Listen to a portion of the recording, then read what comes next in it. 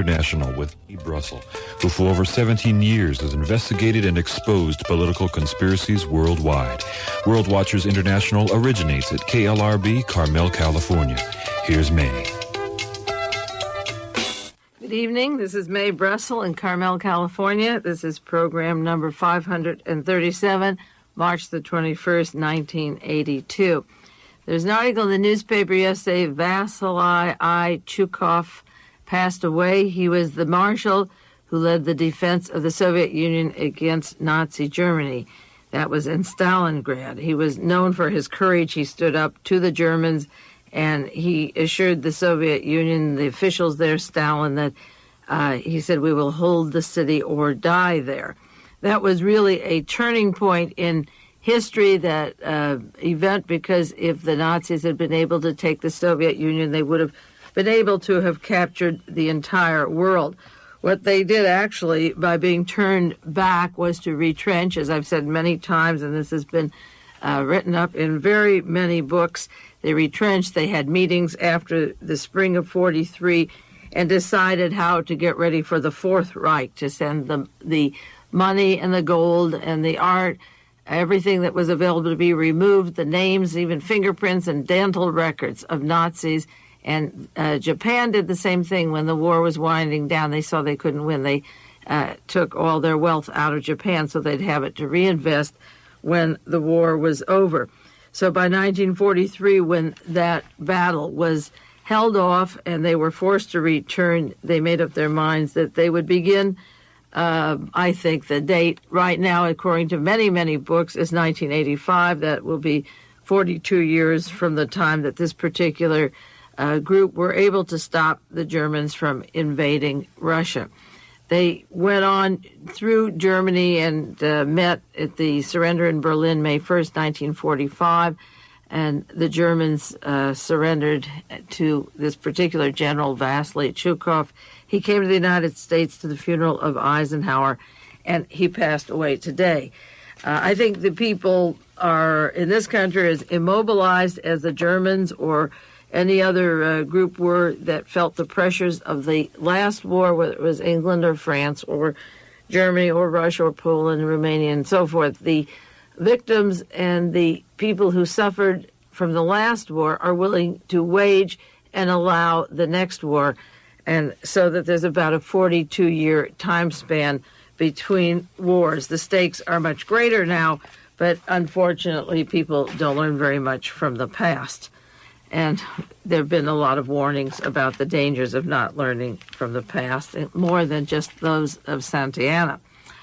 I'm going to update a few things about the airplane conditions. I've been doing this ever since Air Florida crashed January 13th in the Potomac in Washington, D.C. at National Airport right after leaving there. But there's some very important articles on the airlines, and the airlines are significant. One, because if they have air wars and planes are bombed or crash, we are the victims if we're on those planes, or relatives or friends, and it interrupts terribly the security of people flying across this nation or out of the nation or back and forth. But the control of routes is important. I wrote an article, I believe it was in the Berkeley Barb in 1974. I think the title of the article is Donald DeFreeze, the first black Lee Harvey Oswald, and I wrote it several weeks before the burning in Los Angeles by the SWAT team of members of the SLA that was created by the CIA. I just wrote that several weeks before he was killed, saying that he would be sacrificed to cover up the CIA involvement in the kidnapping of Patty Hearst. And in that article, I mentioned the danger of the Dallas-Fort Worth airport that had just opened, that it was larger than it ever had to be to transport the kind of traffic we need in this country, but the large airplanes could arrive in there and remove large masses of people out of this country, down specifically to South America or out of the country for mass extermination, airlifting them. I suspect at the Dallas-Fort Worth airports. And at the time of Watergate, there were memos and documents that the Attorney General, John Mitchell and G. Gordon Liddy and E. Howard Hunt and Richard Nixon had planned to airlift and kidnap radicals or anti-war protesters and take them out of the country. They didn't say what country, but they were to be flown out of the country. So the intent was there, and I suspected the airport So, and it's very important to know the ways that you would escape. We think we're a large country, that we can go from state to state or out of the country, or like certain people did during the Vietnam War, to Canada. But when there's inflation and you don't have money, if airline tickets are $500 or $600, if you can't get a seat on a particular plane, if you can't get out, if the monopoly is in 4 airlines and the routes are divided between those 4, you're not going to get anywhere, even if you wanted to. If the people who intend to control want to, they can control through food, transportation, housing, and a lot of ways, and transportation is an important one. There's an article in San Jose News that was sent to me by a very fine investigator up in the Bay Area. This is March the 12th, 1982. It was taken from the Hartford Courant. Computer reservation systems are drafted into the airline war.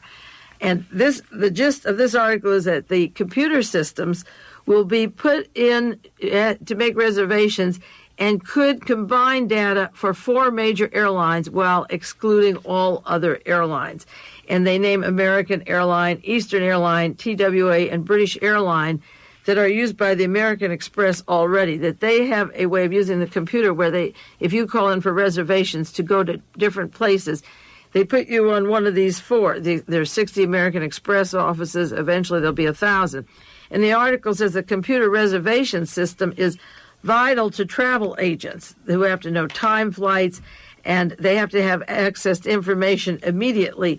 But if the computer that is put in the travel agent office is controlled by the airlines, if they supply the computer, you will only tap into those particular airlines. There's the American computer, the United computer, and the rivalry, according to this article, is going to the computers.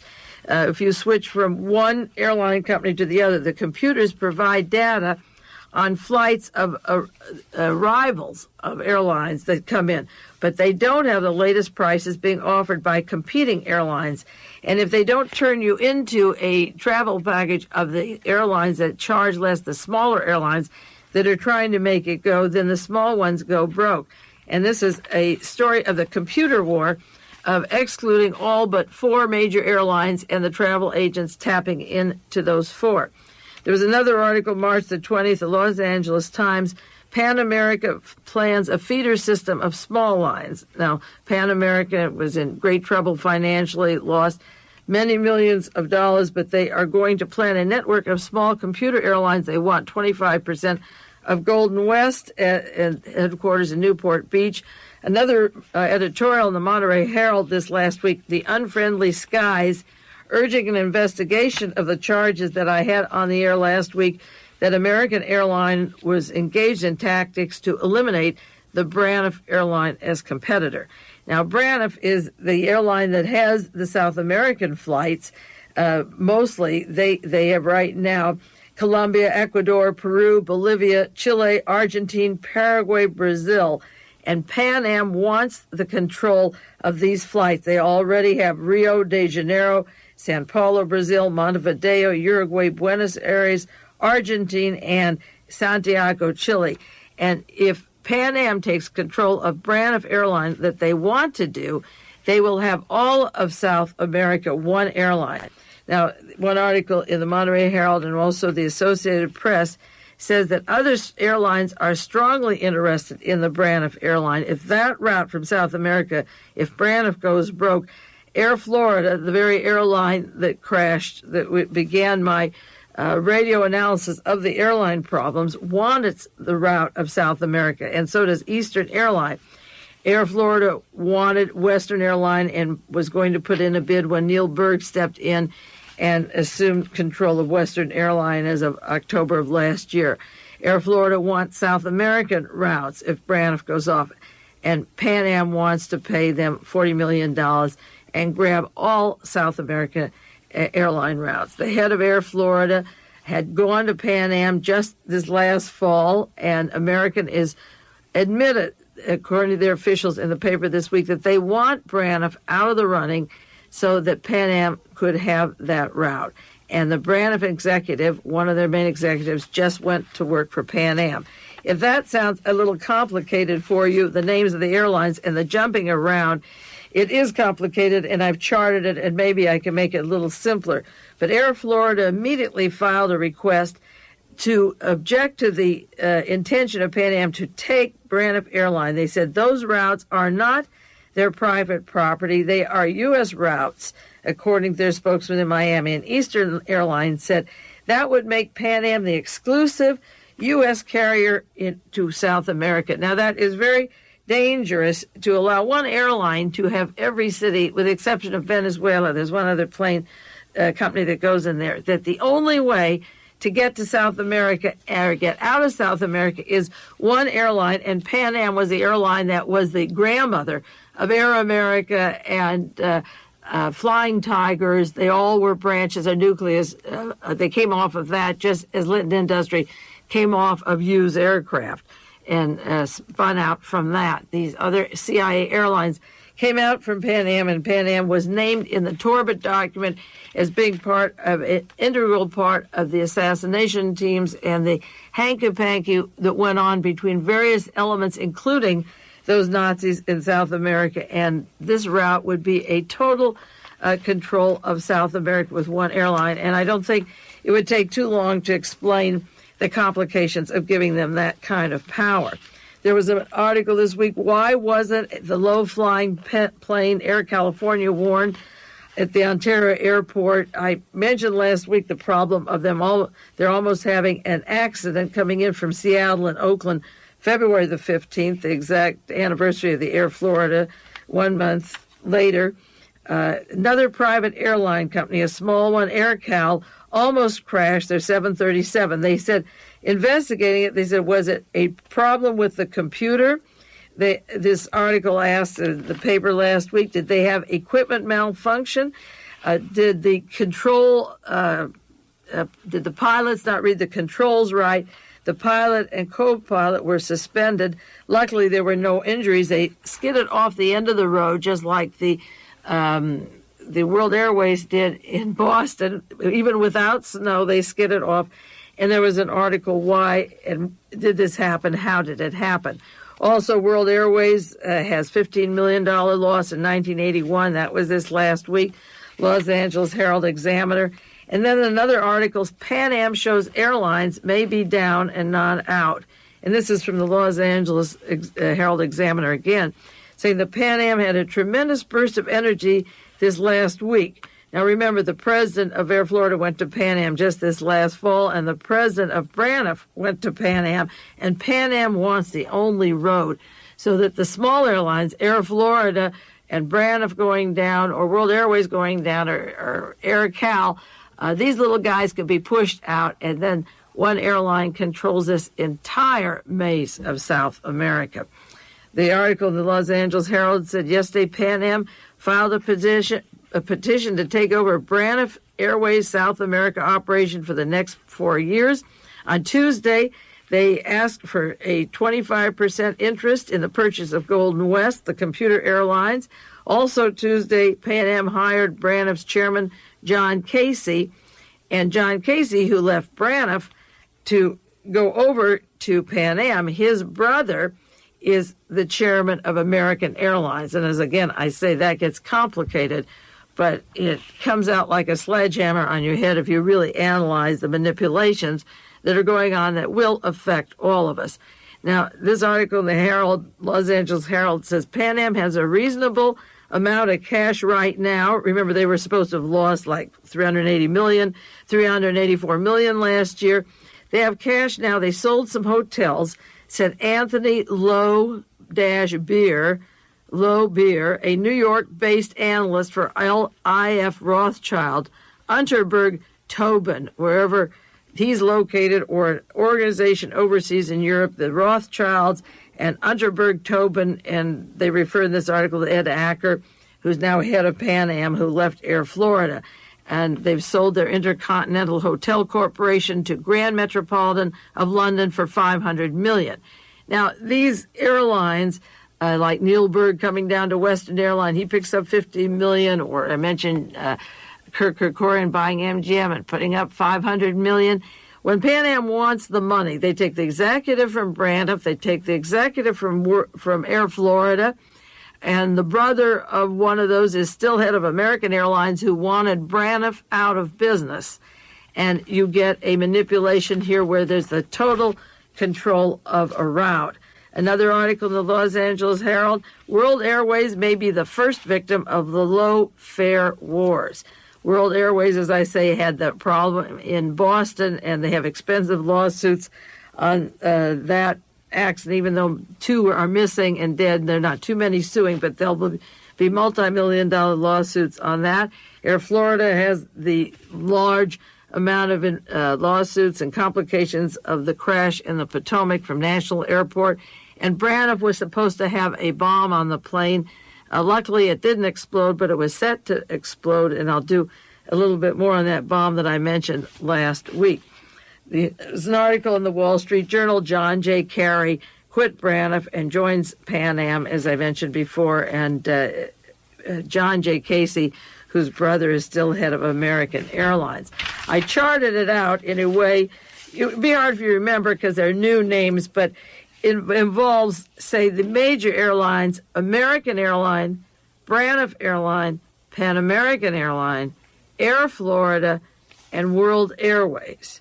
And then Western, that I've done several radio programs on.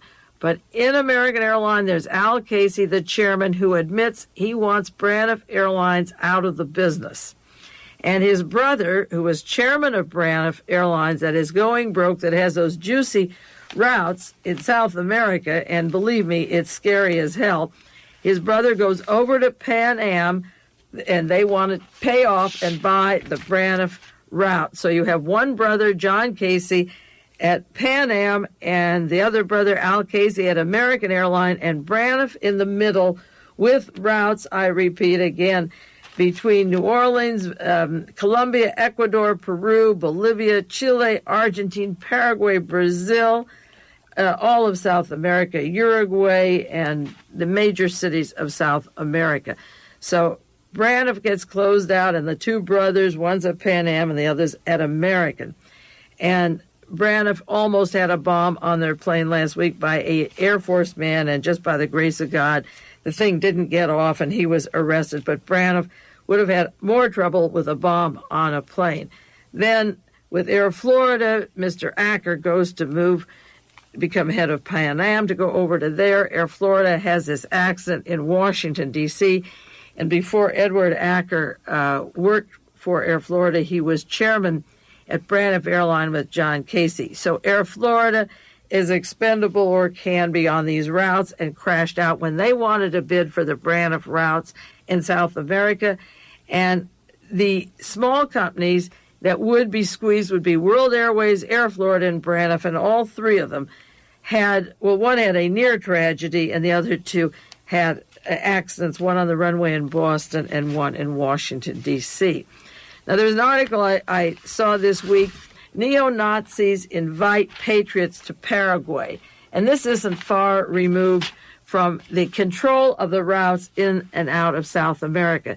This is efforts of former Nazis, and it doesn't mean they're not present Nazis, to find haven in South America has received a new twist. There are advertisements in newspapers in Germany and in Austria. Come down to Paraguay. South America is the long-cherished refuge of Nazis who have fled Europe immediately after Hitler, this article says.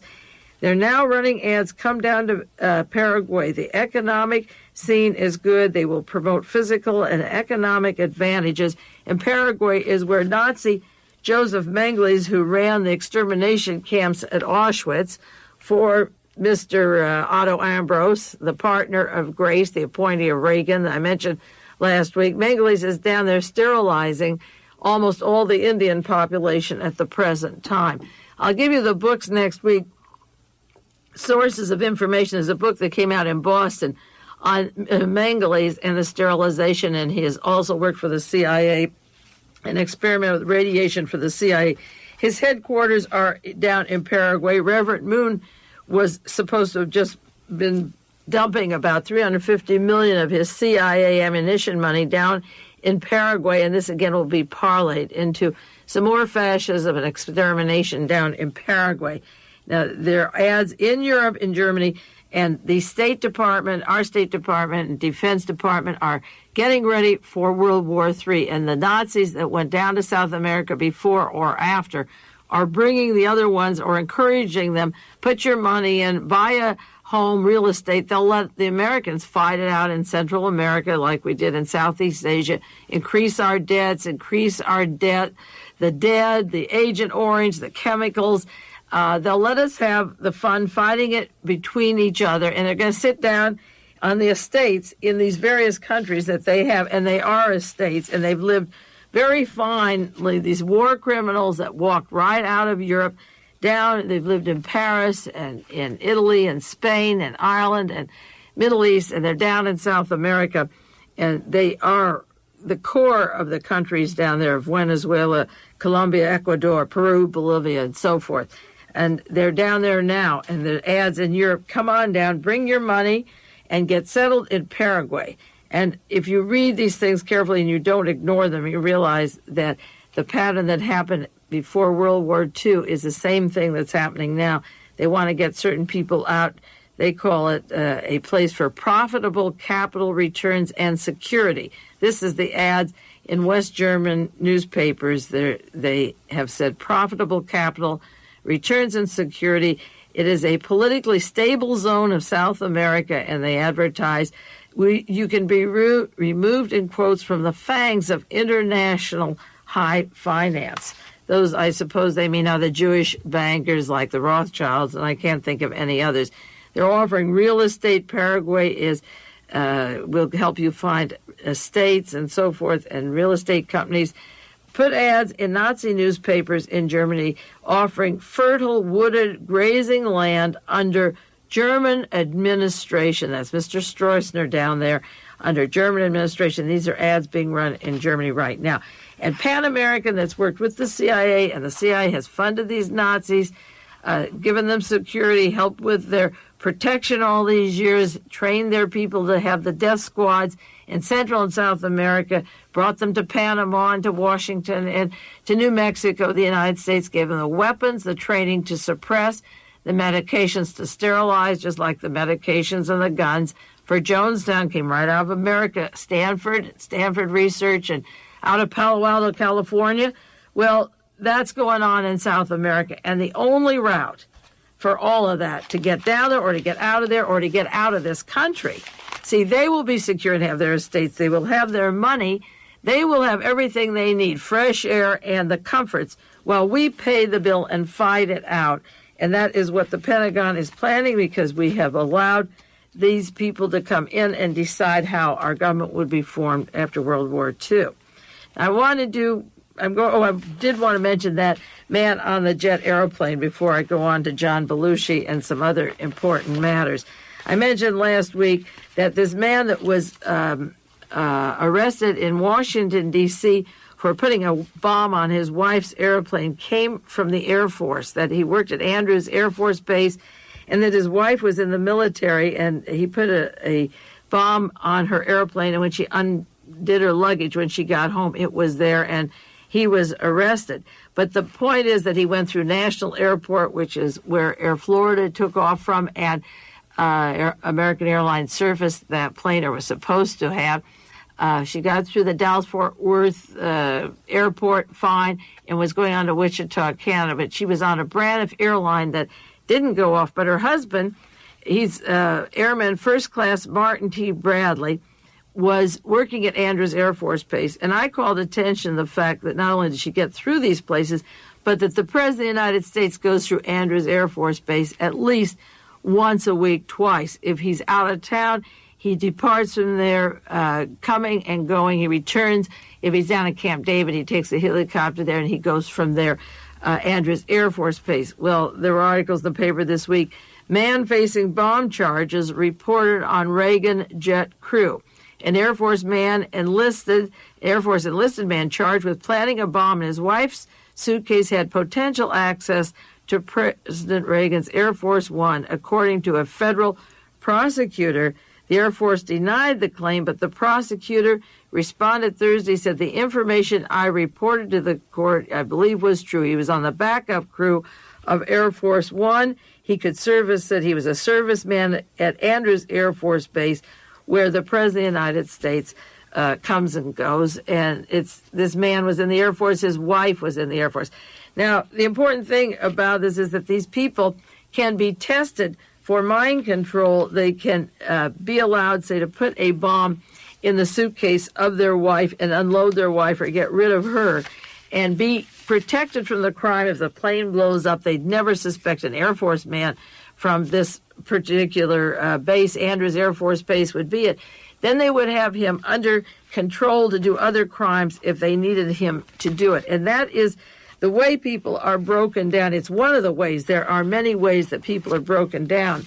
In a few weeks, I'll do more on a case, a murder suspect in Santa Cruz, a case that has just been in the news out here in Santa Cruz, California, where two people's bodies were found. A woman went to the FBI and police and told about it because the man that did these murders, and she was with him, threatened her and was going to dismember her and kill her.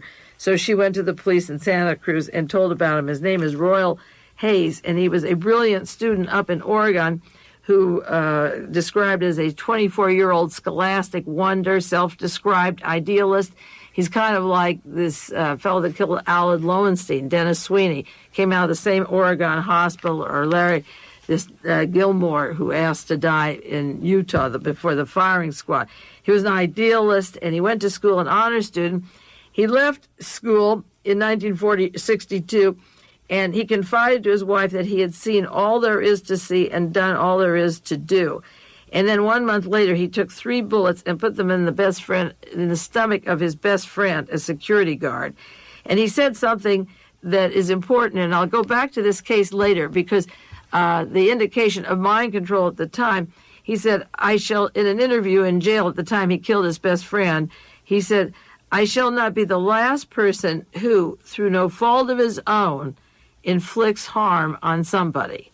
And he killed his best friend, just as this Air Force man could attempt to murder his wife and these other people that would be on the plane. He was put in a mental hospital, Oregon State Hospital. He goes over the fence and leaves there, and a week later he's in Minnesota, and he was charged with a robbery charge. He got 20 years in the state prison. He was out in 4 years, never returned back to Oregon.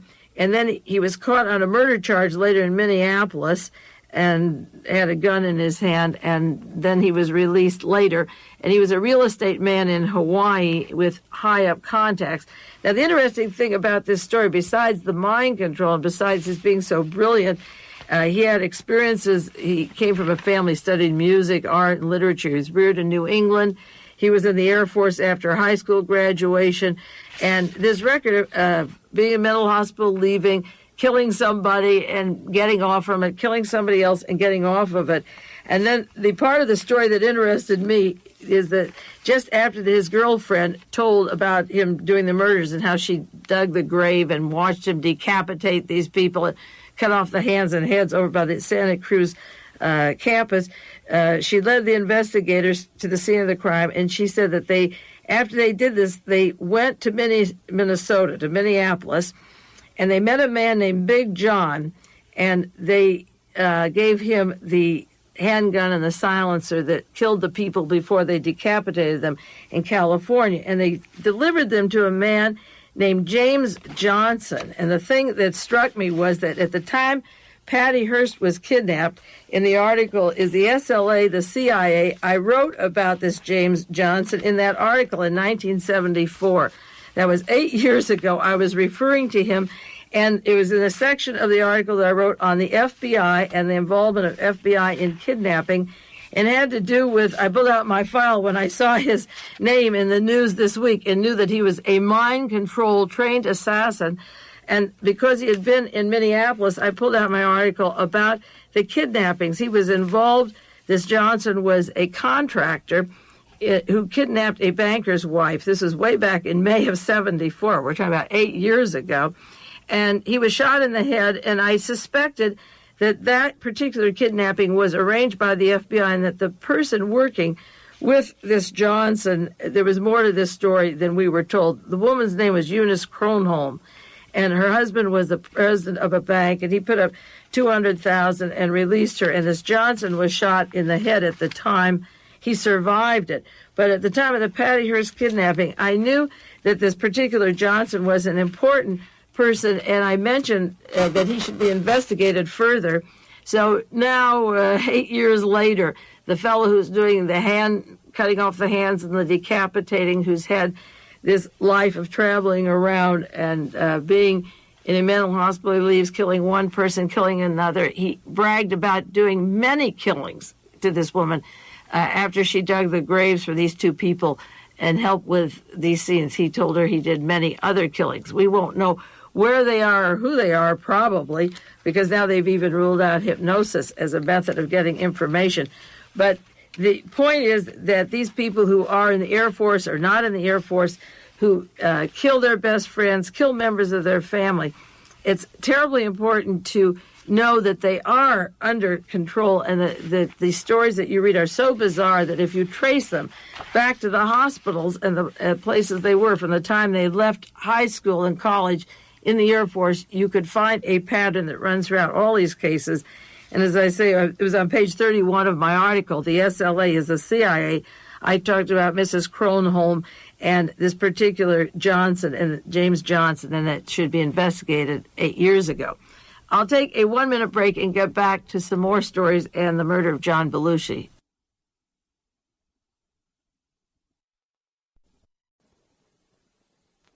Good evening. This is Mae Brussell in Carmel, California. It's tape number 537, March the 21st, 1982. And this is part 1 on the murder of John Belushi. I'll do as much as I can on it and get back to part 2 later, maybe in a few weeks or even in a few months. When John Belushi died, for the first week or so, there was a lot of confusion in Los Angeles, the coroner's office, the police officials, on how he died. And of course, after a week after he was dead, the headlines had a fait accompli, that he was always drunk, that he was a slob, that he was taking drugs all the time, that he had this expensive drug habit. I don't know John Belushi. I never knew him, but I enjoyed him as an artist, and he was very successful. And just as many of the rock musicians died at the peak of their success or just at the crest where they were going to do more and better things, this death followed the same pattern. He had made a movie called The Animal House, and it was the highest grossing movie in the history of comedy. They made another movie, he and his partner on the Blues Brothers, one Continental Divide, another called The Neighbors. They were 5 years on Saturday Night Live. They made music, albums, recordings, blues music, and so forth, and albums for the National Lampoon. He was about to make with his partners 2 very important and really highly political movies.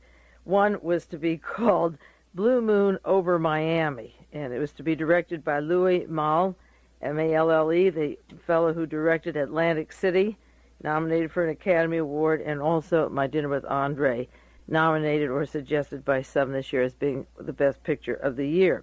Malle is a serious director.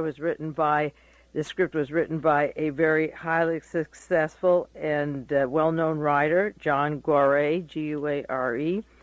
So one of the movies he was to make was a comedy about the FBI and drug dealing coming from Colombia and South America to Miami, and he would play the role of the drug dealer who goes as an informer of the FBI, and then the FBI agent becomes a drug dealer, and that's, you must admit, a very controversial movie because the state of Florida depends upon the drug market. It's probably the biggest business-going industry in Florida and also in the United States, and these kinds of people don't appreciate comedy about these very serious things. And also the network for assassination teams and hit people and drug dealers or dealing poison drugs comes from headquarters from Hollywood and both Miami.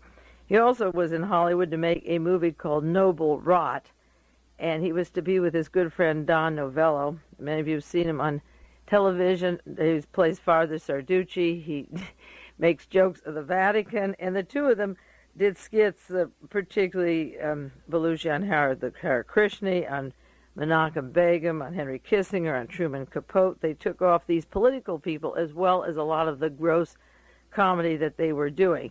Now, Father Sarducci and John Belushi making a movie about the winery in California, which is dominated by the mob, and they're trying to gain social acceptance in the milieu. They have plenty of that, these wineries around the state of California, as they do in Italy and France and elsewhere. And this was to be a comedy about equivalent to Italian mafia, noble rot. You can imagine what that is, just that title alone. So if you think that he wasn't particularly political, forget it. His movies, to be, if not what he did in the past, what he did in the past was make fun of the establishment, and to make fun of the establishment is lethal. It's very dangerous to laugh at them, and they're pretty laughable when they're not very serious. When we don't want to cry about the mess they've gotten us into, you realize that one way to handle it is to laugh. Now, this person, John Belushi, was described as a particular genius in comedy, and I believe that the whole group on Saturday Night Live were, and I watched it regularly, and I still watch it, and I think they're very good. This director that was going to carry Belushi into the next movie, Mal, who's such a fine director, said in an interview that he wanted the chance to direct him into something, to lead him into what he was capable of. He said, there were things in Belushi I would have loved to try to bring out. I was fascinated behind him because he had great respect for culture. And he actually was the son of an immigrant, a street kid who grew up in Chicago. And Dan Aykroyd and Belushi would have been wonderful. I wanted to work with them. He would have loved to make something human out of these two Martians. That's the way the director has described what he would want to do. And, of course, that was stopped. He wasn't able to make a comedy or a farce.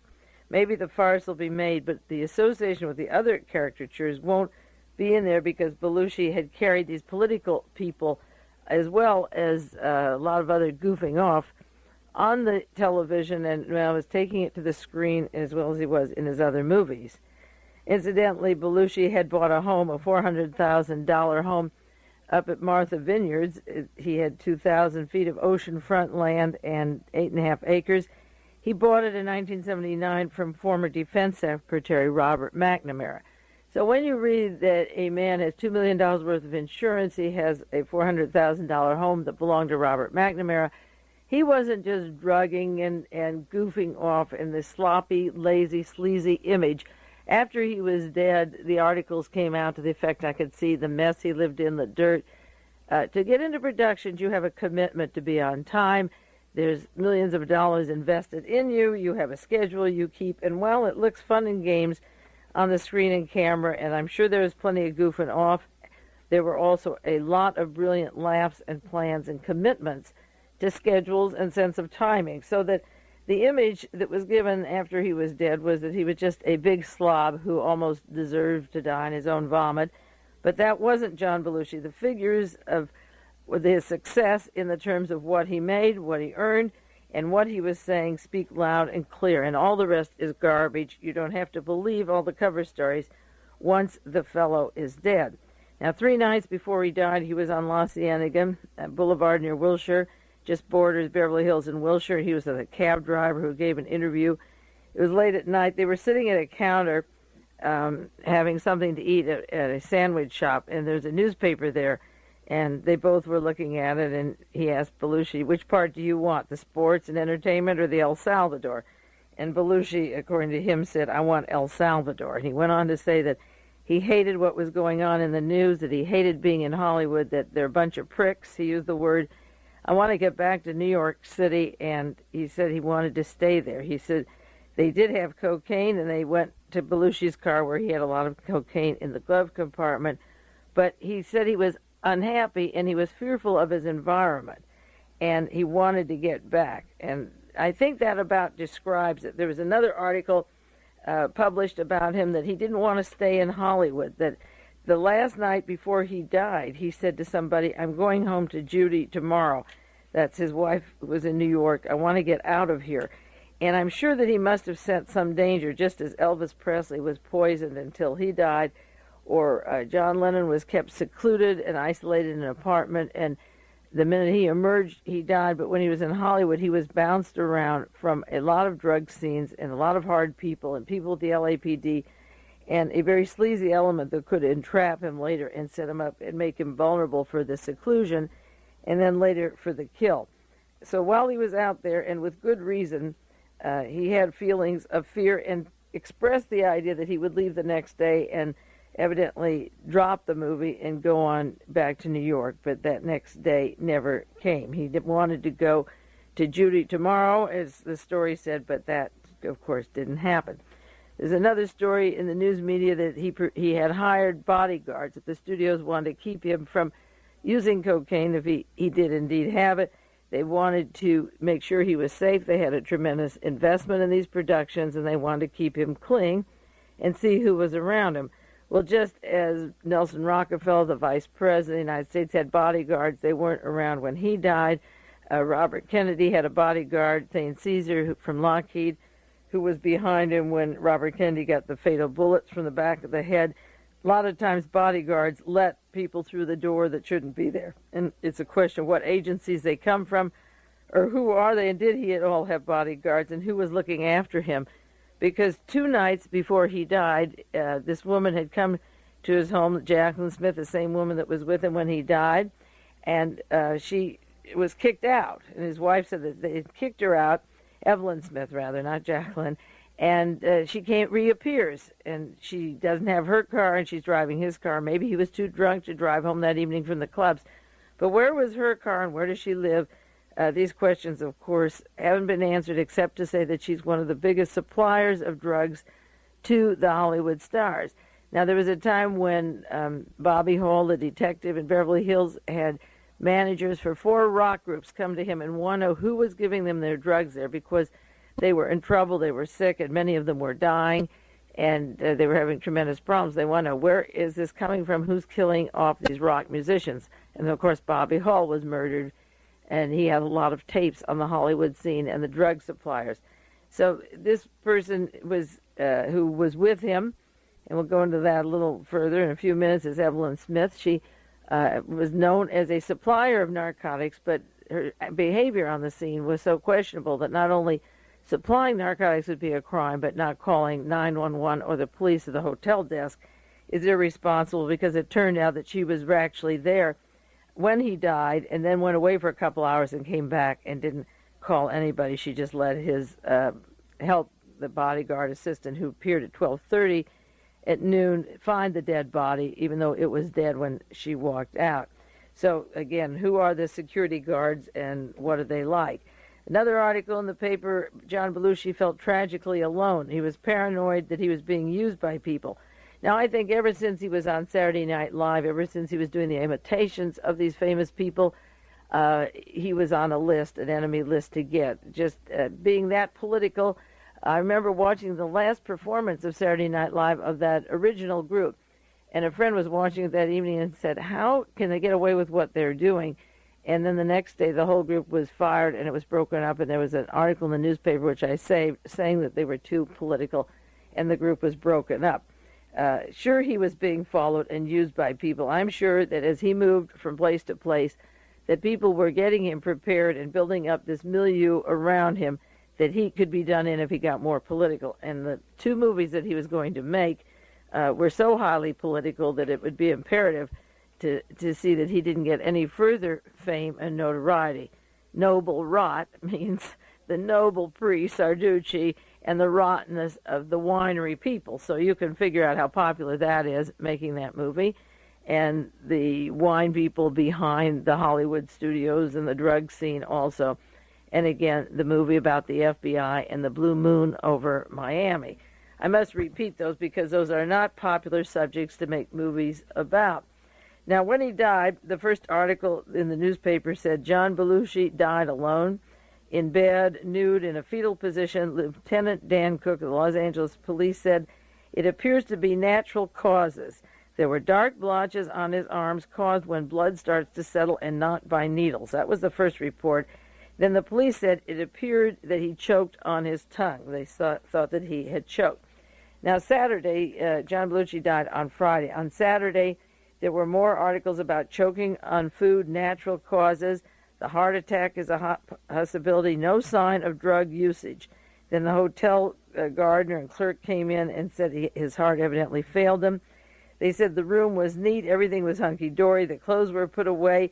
The actor was in bed, clothes neatly folded as though he'd gone to sleep for the night. That was Saturday, and they said there's nothing out of the order. There's no reason to suspect foul play, and he was in good health the night before. The people who had seen him commented about his condition the night before. By Sunday, the news report said Los Angeles coroner Thomas Noguchi, the controversial Noguchi who was fired right after this case, said the cause of death has not yet been determined. Belushi lived a peculiar way, but yet, discounting his lifestyle, he seemed to have choked on food. This was San Francisco Examiner, March the 7th, and the owner of Roxy nightclub, where he was the evening before he died. He had not taken any drugs. They had not seen any. But, of course, after he left Roxy's, he went upstairs. So by Monday, the newspaper report said more tests needed to determine the cause of death. Well, an article from the Houston Post. They were examining him. They were examining his heart. They said he ordered breakfast, a whole wheat toast, jelly, a pot of coffee, and freshly squeezed orange juice, and had breakfast on the terrace. Now, this particular woman had ordered the breakfast. Then at 10:30, when Belushi was nice and dead, she went out and said she went out for breakfast. But it's obvious from 6:30 to 8, when this was ordered, that he was just about over the hill and he wasn't eating that breakfast. Monday, they still weren't sure. The cause of death is still undetermined, the newspaper article said. They couldn't reveal the cause of death. They'd have to take slides of tissues and go into more pathology of the body. And then a doctor who worked on the autopsy of Senator Robert Kennedy got into the case and said the autopsy would insist that they take out parts of the body, cut open, look at the internal organs. This is Dr. John Holloway, and see if there was a heart attack. Now, if the body was so filled with all these needles and there was cocaine, heroin all over the place, and drugs and powder, one story later, at least 10 days later, the place was a mess of drugs and narcotics. The first 5 days, there wasn't anything around. The doctor who worked on Robert Kennedy's autopsy said the evidence may not be so visible, so the tissue must be tested and a full anatomic evidence must be presented. It may be myocardial infarction or a coronary attack. So they weren't so sure. Tuesday, no comment on Belushi. A second round of tests for toxic substance and evidence of disease on samples of tissues taken. That was on Tuesday. On the sixth day after he's dead, March the 10th, they still didn't know what killed him. There were interviews. They said there was a powder resembling cocaine on a nightstand, that his body had needle mark that was likely to show an intravenous injected cocaine instead of snorting it through his nose. Then, 7 days later, Belushi died of an overdose of drugs. Chief of Police Gates in Los Angeles said he didn't know about the drugs, but he was told that the musician actor had died of natural causes. That was Mr. Gates, the chief of police of L.A.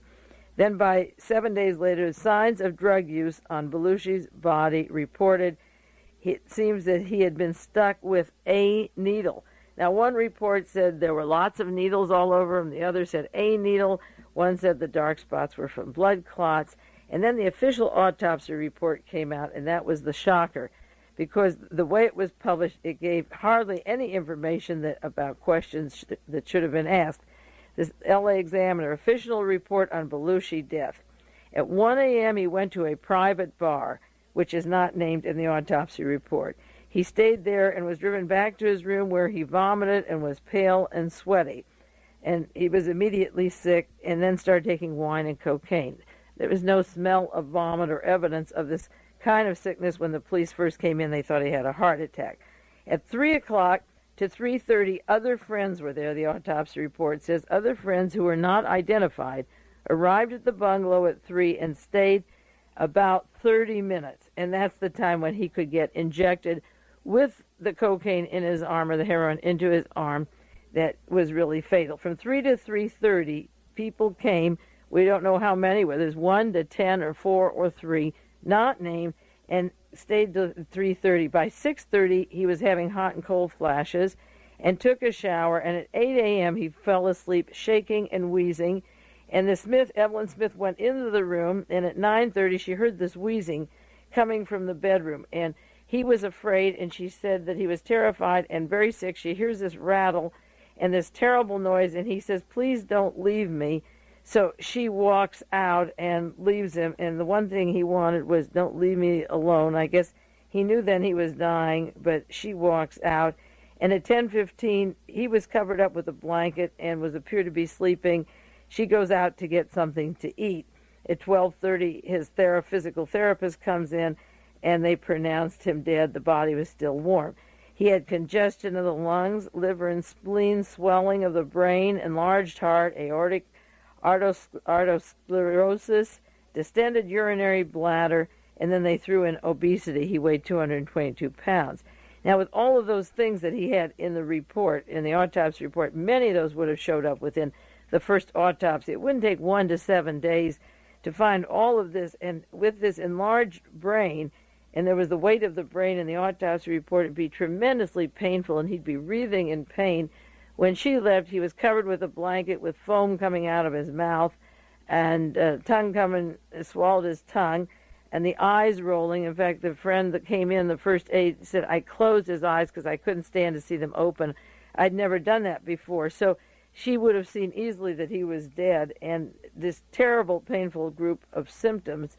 And she walks out and leaves, and then she came back, and the police put handcuffs on and took her away, and then they released her, and she becomes a superstar and goes to New York City for interviews with ABC and does an article for Rolling Stones that I haven't read yet, but isn't charged for any kind of collusion or role in this particular death. Now, one of the clues of this thing is who were the people there from 3 to 3:30, and when he was good and drunk and full of cocaine, did they inject him with some fatal thing that did him in?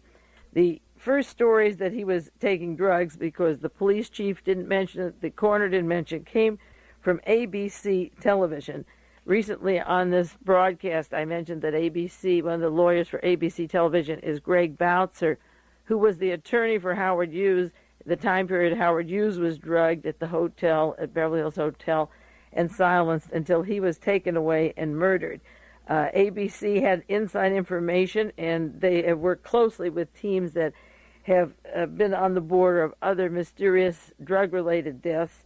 And also Greg Boutzer is the partner, the law partner of Mr. Rothman, who just joined MGM with Kirk Kerkorian and Fred Benninger and that gang, and that's the studio that Natalie Wood worked for. And we won't go into that murder now, but those people were the first ones to announce, not the coroner, not the police chief.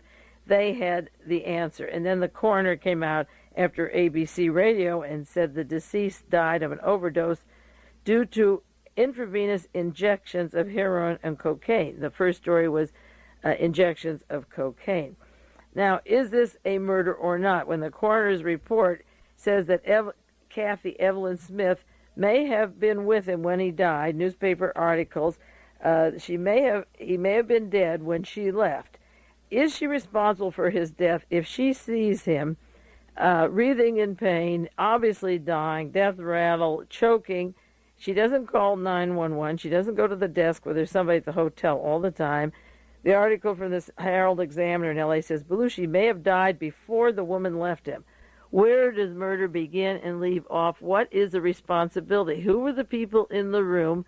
This is a highly political, highly successful person who's oft in Hollywood, which is a nest of people who do not like the national, international attention to the various elements of our society that Belushi makes fun of and is going to portray on the screen.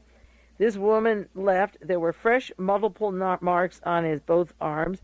There was no evidence of scarred veins in either arm, which shows he was only recently injected. The body was still warm. She orders her breakfast at 8. She goes out again for breakfast at 10:30. He's turned over and dead. She doesn't call anybody. She lets him be found. And then she's flown to New York City to the Essex Hotel and put on ABC TV for 2020. And the mystery woman is described as somebody who is known as a drug dealer in Hollywood. She's known as the person who supplies the biggies with these drugs. Well, when they die, shouldn't she be questioned and brought in? I think she should. So Tom Gerald brought her to New York City with her attorney, and she has another attorney in Century City by the name of Robert Sheehan.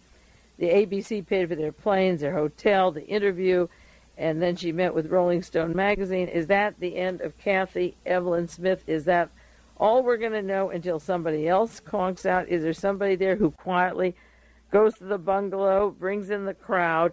She was kicked out 2 nights before. He didn't trust her. 2 nights before he died, he had his bodyguard aide kick her out of the place. His wife said, I don't believe the story that's going on out there. The next day, he tells friends he wants to get out of town. He doesn't feel safe. He feels he's in danger. The 3 nights before she was kicked out of his place, he's telling somebody about his politics, his feelings about the world in general, and he certainly expressed them in the movies and the roles he played. He's kicked her out 2 nights before. She suddenly appears that night. An unnamed club above Roxy's is involved in the autopsy report, not named. Unnamed people, unnamed sources of drugs. The Los Angeles police said, we're not looking for anybody. We'll look for the source of drugs. No charges to be made. A rock star was with him just shortly before he died, who's not mentioned, who said there wasn't a needle present anywhere. His doctor said there were no needles on him, that he'd been to the doctor for ear, nose, and throat problem, but he didn't know him to be taking these hard drugs, and there was no multiple needle punctures, there was no scarring in the veins, and no proof that he had been a junkie all of his life, as his wife said. He may have taken some cocaine and lots of it. He may have taken marijuana. But it's going all over Hollywood, but certain segments of society are dying, and that's the important thing to look for, how certain elements of society are dying and being done in. His wife said right away, an article in the Chicago Sun-Times, something weird happened. That woman was thrown out 2 days ago. John told Bill to throw her out, and then somehow she shows up and gets in, and I wish I knew more because he wasn't a junkie. This Evelyn Smith was a short while with Gordon Lightfoot in Toronto. She moved to L.A. in 1978 for the drug scene, and his wife, Judith Jacqueline Belushi, wanted to know where she came from, who is this woman, what was she doing there, and how does she appear the night that he dies.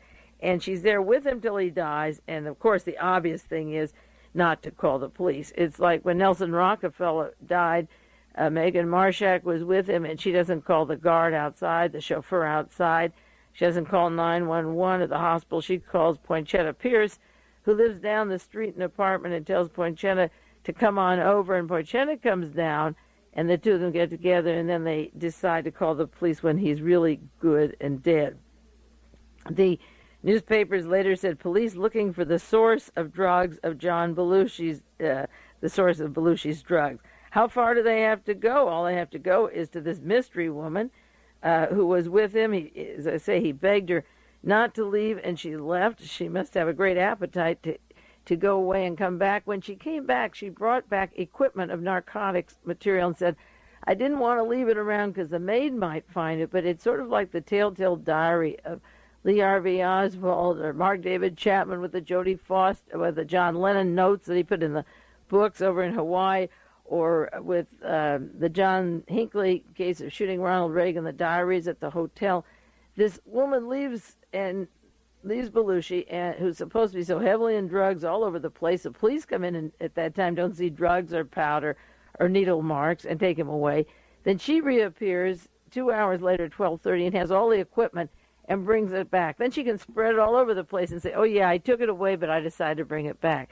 If a woman is a drug dealer and the police are coming and a man is dead, the last thing she would do would be to incriminate herself by walking in with all the drug paraphernalia and the spoon and the burn spoon and all the equipment it takes with the cocaine and so forth. So why does she bring it all back and lay it in front of them unless she knows that she's not going to be arrested, that she's there to set him up, and she can lay this stuff out? The most stupid thing would be, once you've removed the stuff, to bring it back so that everyone can see it. Now, once Belushi was dead, then the articles begin pouring in about the drug mixture that killed him, the San Francisco Examiner, a favorite of local drug users, the drug mixture that killed Belushi. Then another article, National Enquirer, John Belushi's reckless race to the grave. Meeting with the notorious drug queen who sells hard drugs. He used drugs 10 to 12 years. He used a $25,000 a month cocaine habit, and he had drug-soaked sex orgies, a one-way ticket to hell. Well, it'd be awfully hard, as I say, with a $25,000 a month cocaine habit to be in a multi-million-dollar movie or two with the finest directors and writers in Hollywood that are going now, the award-winning people that are at the top using John Belushi. I am sure that he was not the crazy, reckless pig that they tried to make him out after he was dead. The worst article came from Kate Breverman in the Los Angeles Times, a harsh final look at Belushi, the patron saint of pigs. Then it says, so he hits Los Angeles and goes berserk. No one comes here for serious fashion. What else is Los Angeles good for? It's the last frontier for desperate men, rock stars, exiled tyrants. Los Angeles is a Disneyland for the decadent, a top ticket all the way, the best rides to hell. Then she writes some more about Belushi is the belly of this century, the limitless appetite for the novelty, for the rot that began with manifest destiny. And she tears him apart as the 20th century nightmare. And then there are articles in the San Francisco Chronicle. Much to do about nothing. Saturday Night Live was designed to attract the sleepy and the sloppy, and that he will be totally forgotten in a few years.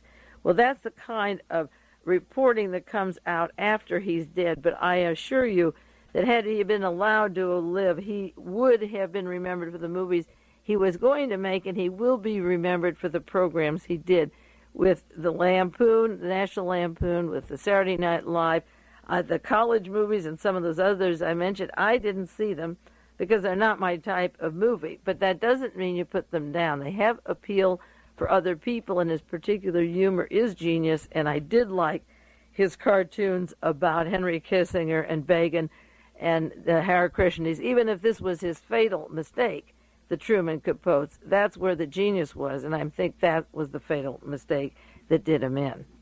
I'll do some more about this subject later, maybe in a few weeks or months to come, as I said. In the meanwhile, that's the summary of what I think happened to John Belushi. I think he was murdered, poisoned. He may have had a liking for drugs, so they overdosed him, injected him. He died. Nobody's charged. That's the end of one more person expressing their feelings about this society and doing a good job of it. I'll do more about the subject of Belushi and the other artists again in the future. In the meanwhile, this is Mae Brussell in Carmel, California.